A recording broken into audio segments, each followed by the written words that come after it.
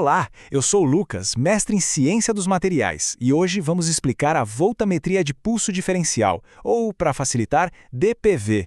Essa é uma das técnicas eletroquímicas mais poderosas que existem, e a gente vai desvendar juntos como ela funciona. Bom, toda análise química moderna tem um desafio gigantesco. Como é que a gente detecta quantidades minúsculas, quase invisíveis, de uma substância? Imagina só ter que encontrar uma única gota de um produto químico numa piscina olímpica inteira.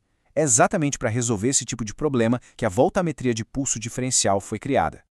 Para entender como isso é possível, a nossa análise de hoje vai ter 6 partes.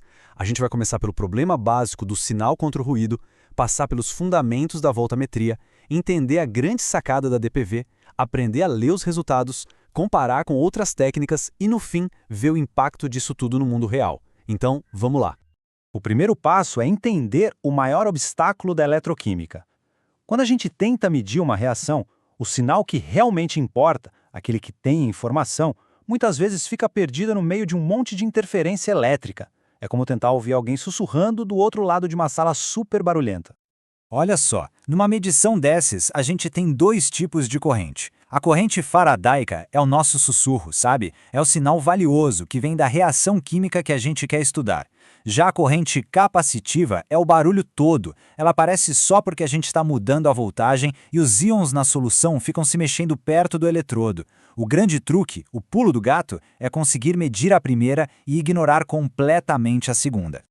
E para a gente entender a solução, primeiro a gente precisa conhecer a família de técnicas da qual a DPV faz parte. E essa família se chama voltametria.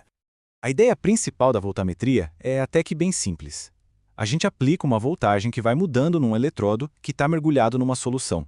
E aí a gente fica de olho na corrente elétrica que aparece. O jeito que a corrente responde a essa mudança de voltagem funciona como uma impressão digital da substância que a gente está analisando. Resumindo, o processo todo tem 3 passinhos. Primeiro, a gente aplica um potencial que varia com o tempo. Segundo, quando esse potencial atinge um certo valor, a substância que nos interessa começa a reagir. E terceiro, a gente mede a corrente que essa reação gerou. É essa corrente que vai nos dizer o que tem ali e em qual quantidade.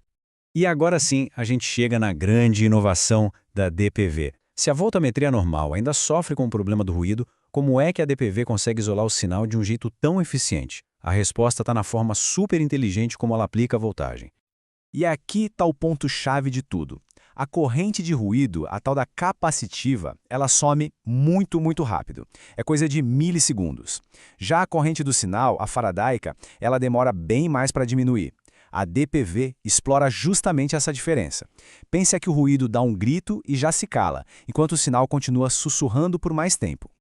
O jeito que a DPV usa essa informação é simplesmente genial. O processo funciona assim. Primeiro, o aparelho mede a corrente um pouquinho antes de aplicar um pulso de voltagem. Essa é a nossa medida base, vamos chamar de I1. Depois, ele aplica o pulso e espera um tiquinho, tempo suficiente para o ruído sumir. Aí, mede a corrente de novo, bem no finalzinho do pulso. Essa é a nossa medida de sinal, I2. O resultado que a gente vê no final é a diferença entre as duas, I2 menos I1. E ao fazer essa subtração, o ruído de fundo é praticamente cancelado e o que sobra é só o sinal limpinho da reação química. Fantástico, né? Ok, a gente já viu toda a inteligência por trás da técnica, mas no final das contas, o que a gente recebe? Como a gente interpreta os dados que saem do aparelho? O resultado é muito mais simples e elegante do que parece. Exatamente por causa daquela subtração inteligente, em vez de uma curva toda bagunçada, a DPV entrega um gráfico com um pico super nítido, bem definido, em cima de uma linha de base retinha.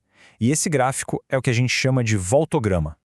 E aqui está a beleza da coisa. Interpretar isso é muito intuitivo. A posição em que o pico aparece no eixo do potencial nos diz qual é a substância que está reagindo, é a identidade dela. E a altura desse pico, no eixo da corrente, é diretamente proporcional à concentração. Ela nos diz o quanto daquela substância tem na amostra. É simples assim. Posição é o quê? Altura é o quanto. Agora, para uma análise mais técnica, é bom saber que o potencial exato onde o pico aparece não é exatamente o potencial padrão da reação. Ele tem um pequeno deslocamento que depende da amplitude do pulso que a gente usou. Isso é uma característica da técnica e os analistas levam essa pequena correção em conta para ter certeza de qual substância eles estão vendo. A DPV não é a única técnica voltamétrica que tem por aí. Então, por que ela é tão famosa e muitas vezes a melhor escolha para desenvolver novos sensores? Vamos colocar ela lado a lado com as outras. Essa tabela aqui compara a DPV com outras 3 técnicas bem conhecidas. A voltametria cíclica, ou CV, é ótima para estudar como as reações acontecem, mas sofre bastante com ruído. A voltametria de pulso normal, a NPV, melhora a sensibilidade, mas o gráfico dela parece uma escadinha, o que dificulta separar compostos muito parecidos. A voltametria de onda quadrada, ou SWV, é super rápida e sensível, mas funciona melhor com reações que são quimicamente reversíveis. E aí vem a DPV, que se destaca por ter uma combinação excelente de alta sensibilidade com alta resolução, ou seja, ela consegue separar picos que estão bem grudadinhos um no outro. A única desvantagem dela é ser um pouquinho mais lenta que a SWV. Tudo isso é muito legal do ponto de vista técnico, mas o que realmente importa numa ferramenta de análise é o que ela nos permite fazer na prática, e é aqui que a DPV realmente mostra seu valor.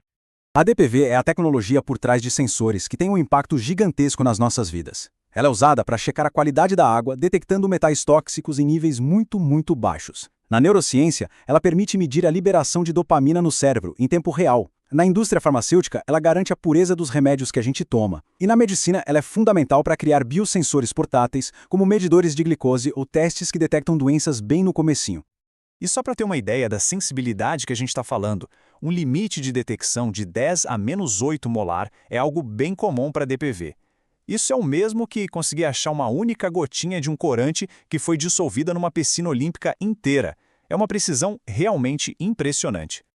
Então, ao conseguir eliminar o ruído e focar só no que importa, a DPV nos deu uma lente de aumento poderosíssima para o mundo químico. A pergunta que fica no ar é, com uma ferramenta tão incrível assim, capaz de detectar o quase indetectável, que outras descobertas sobre nosso corpo, nosso planeta e nosso universo estão agora ao nosso alcance?